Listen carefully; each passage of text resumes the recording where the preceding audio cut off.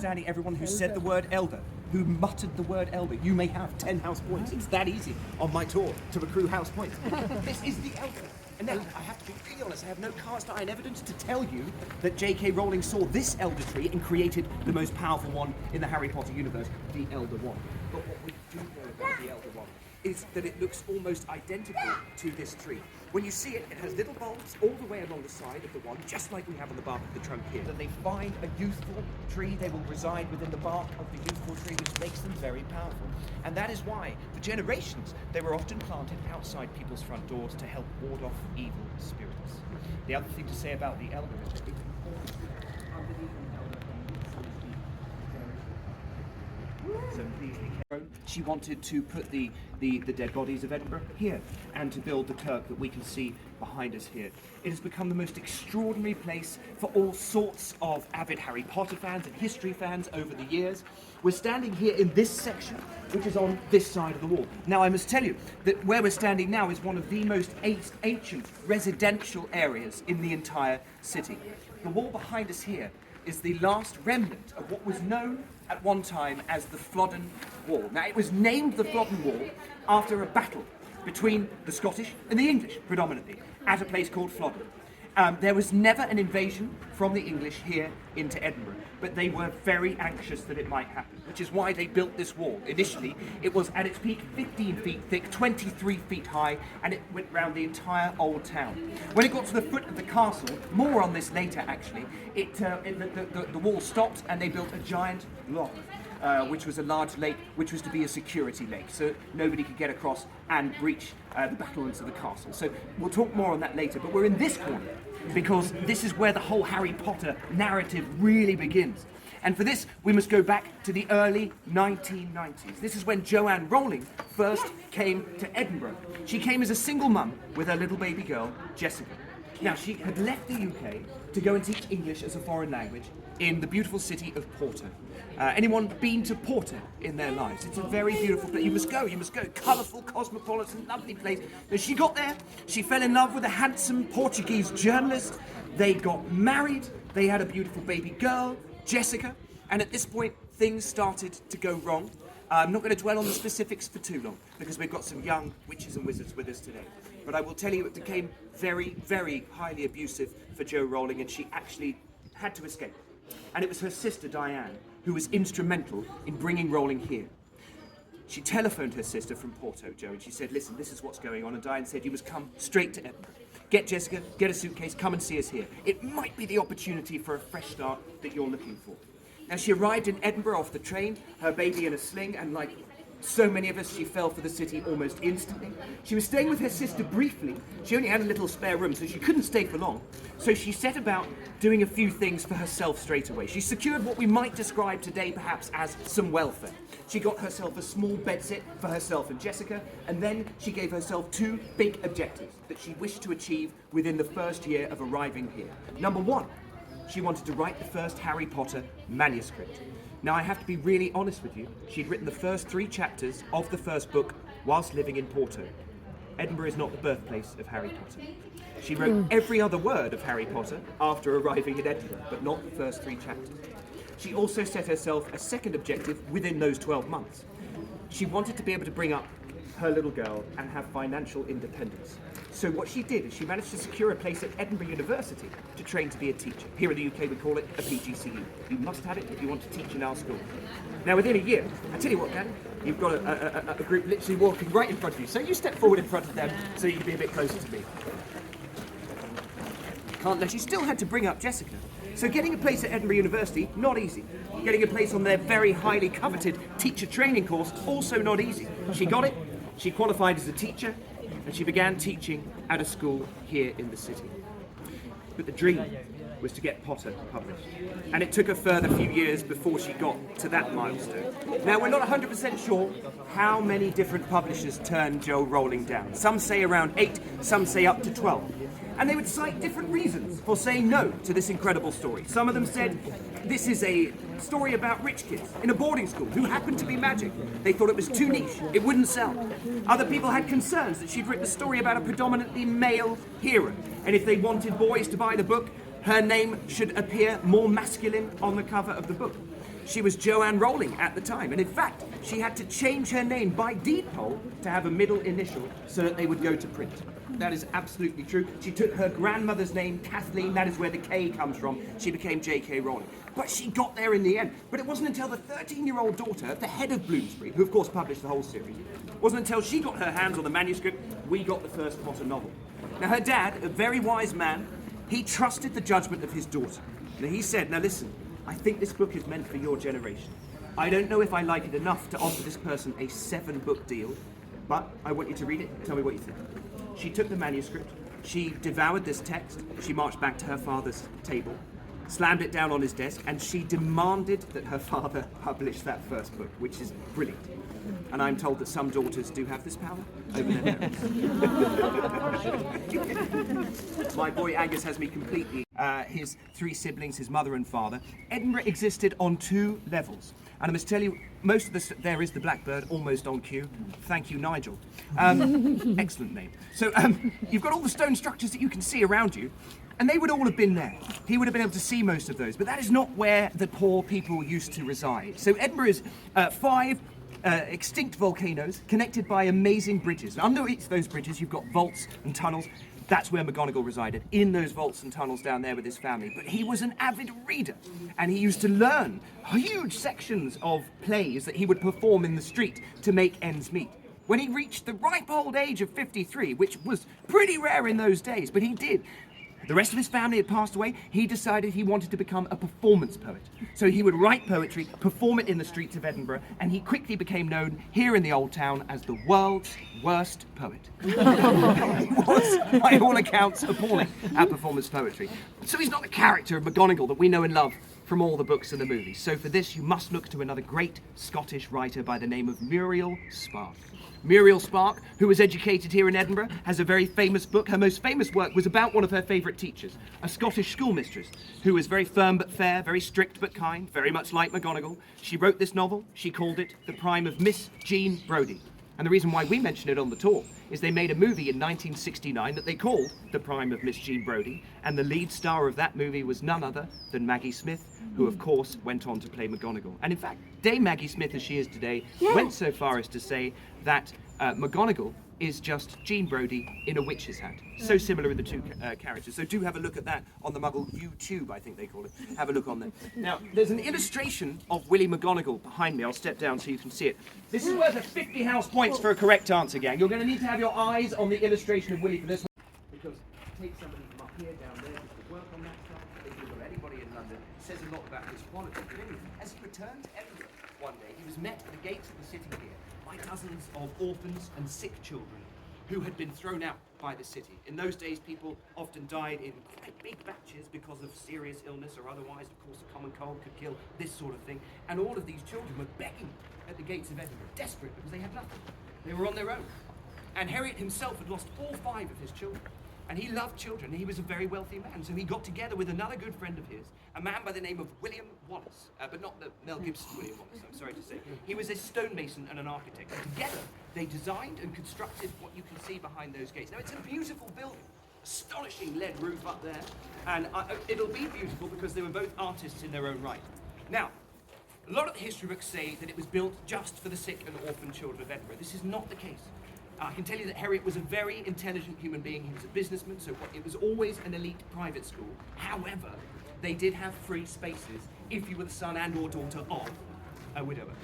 And that's remained the case. So what essentially happened at that time, which is a wonderful thing, is that those who had the means to pay for those who didn't, did that, and they had the equal education and opportunities that were before them of the private school system. Now, we know there are very few private schools in the world which do this. And in fact, just a statistic for you, 3% of the population of Scotland send their children to private school. So that's just a little statistic to hang in the air. Well, you mentioned discover if you really are in the house that you thought you were. So here are the list of the 4 names. I want you to listen carefully to this list, please, folks.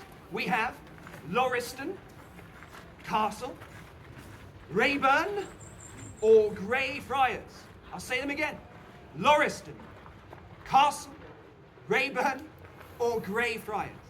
Now, this is how this is going to work. I'd love you all to vote the next time you hear the list for the house that you would like to be put into on this day for this little bit of fun, okay? So vote for the one you would like to be in. I'd love everyone to vote once, but please only once. This is not Russian. Sacred to the memory of Thomas Riddell, Esquire of Besborough, also of Thomas Riddell, Esquire, his son. So, Thomas Riddell, Tom Marvolo Riddle, I am Lord Voldemort, this is Voldemort's grave. Can we get an ooh? That's very good. Good oohing. You outcompeted the ones who were maybe married to Crabbe and Goyle. Now, you've got Tom Riddle here, 2 Tom Riddles. You can notice the difference in spelling between the original English text and this one here. Rowling made this very deliberate change for 2 reasons. The first reason is that she wanted to create the word riddle, which is a mystery or a puzzle, something that you've got to decipher. And this is, I must tell you, one of the legal reasons why she did it as well, because she couldn't use the Riddell name, having asked permission. The other thing she did was to create a middle name. She created the name Marvolo, which we haven't been able to find in any of our research, and which she needed those letters, of course, because down in the Chamber of Secrets, when Harry stands opposite Tom Riddle, Tom's diary is then open upon the floor. Tom makes his own name lift from the pages of his diary, and it spells out something in the mid-air there. Now, can anyone, for 50 house points, tell me what that spells in the air? I love you, Ella. You get 100 house points because that was brilliant. Give her a round of applause. That's good stuff. Well done. You're absolutely right. It spells out, I am Lord Voldemort. Now, of course, it's been translated into over 80 different languages. And in many of those languages, the middle name changes so much of the complexity and indeed the meaning. It's fantastic stuff. Some of it's a coincidence. Some of it's for real. But there's 2 Tom Riddles here. And only one could be the real Tom Riddle. Now, can anyone tell me which one it would be for 50 house points? Do you think it would be the son or the father? The son. The son is correct. You get 50 house points. You were going to say son, so you can have 50 house points down here, young lady, as well. She's very brave at the front. Well, you're absolutely right. Because we know Tom murders his own father in the story to become the most evil wizard in all of history. Now, I must also tell you that people love to come down here sometimes and leave offerings for the Dark Lord. We had some, there they are, there's some false flowers actually on the ground there that were laid at the foot of the stone here before. And over the years we've seen some genuinely quite moving stuff here. To be really honest, I've seen Voldemort's wand handcrafted by a superfan left at the foot of the stone. Handwritten letters from probably quite young Slytherins folded up, asking for support, tucked underneath the headstone. This was surpassed though. 5 years ago in high summer, I brought down a tour group, much smaller than this, because we were quite a lot smaller then, but there were loads of people dressed as witches and wizards down here, and at the front, a couple in their mid-20s, wearing full Slytherin robes, being married here in front of this man's grave.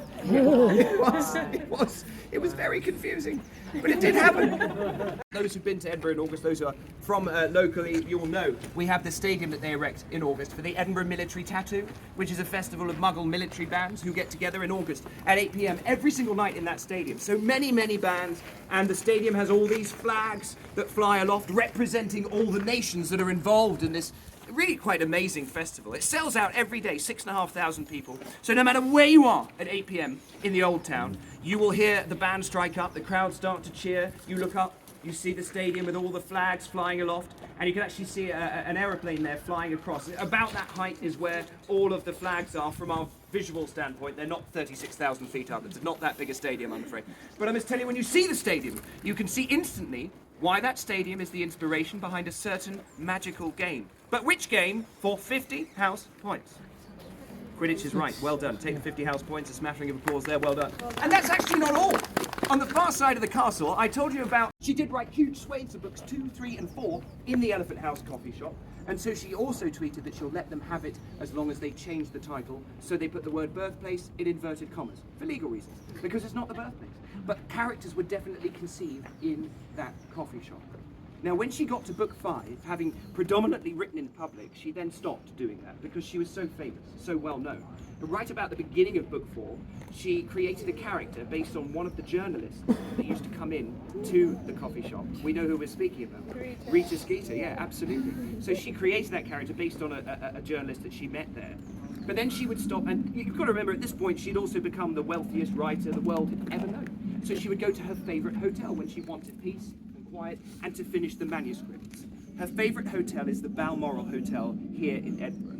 Now, who's staying at the Balmoral? Anyone here? I always check and then congratulate those people on amazing career choices. It's incredible.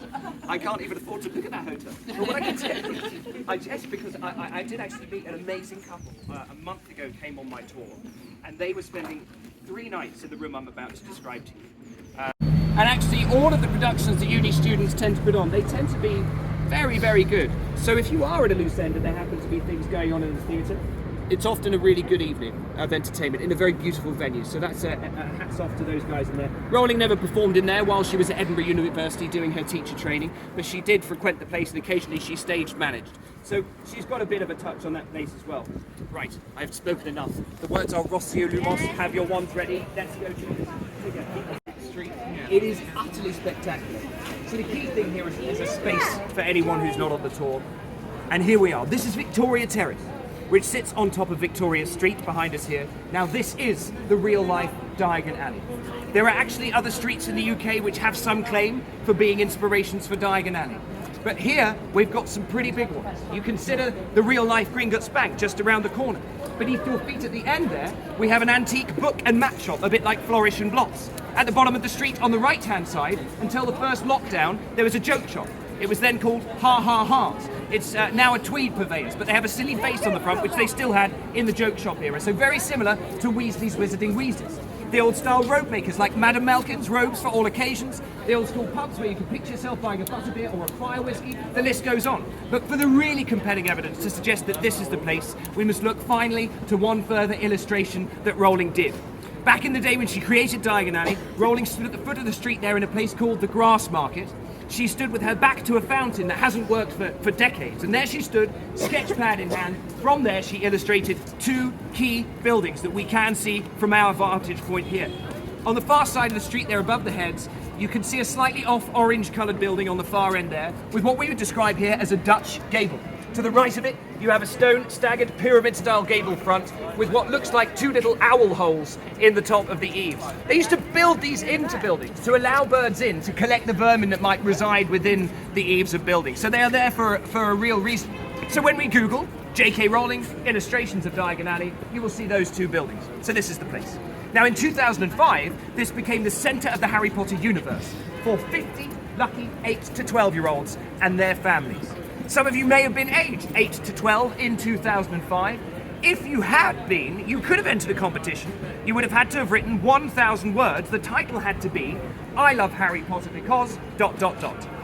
Thousands of children entered this competition. The lucky winners were flown into Edinburgh from the four corners of the globe, all expenses paid. Their families and them were put up in a luxury hotel down in the Grass Market. On one evening of their stay, they were collected by horse-drawn carriage. They'd made the horses look like thestrals from the story. They brought the families up Diagon Alley, round the corner, onto the Royal Mile and up into the atrium of Edinburgh Castle, which they had turned into Hogwarts for the night. The atrium itself looks like the Great Hall. They'd made it like that, ready for a feast. They had long tables up through which food appeared as if by magic. Chandeliers of candles hanging from the ceiling on pin-thin wires so it looked like they were floating in midair. They had magicians, they had fire-breathing mechanical dragons, they even had real-life owls that they were flying around in the rafters, which, on reflection, was a mistake. They were grabbing at people's hair, they were stealing sausages. The parents were very angry, but the kids thought it was hilarious. And at the end of this incredible event, the zenith of the event, at midnight, highly choreographed moment, there was a flash of lightning, there was this big clap of thunder. J.K. Rowling came out from behind a tapestry. She sat in what would have been Dumbledore's chair as she read them all, the first chapter of The Half-Blood Prince, the minute the book went on general release. And as a final act of fun and kindness, the kids get to sit with her, they got their books signed, photos taken, they got back onto their horse-drawn carriages, out into the barren streets of Edinburgh, in what must have felt like an absolute dream to those kids and their families. It is a heartwarming story on this spectacular Edinburgh afternoon, and I really hope a fitting way to end your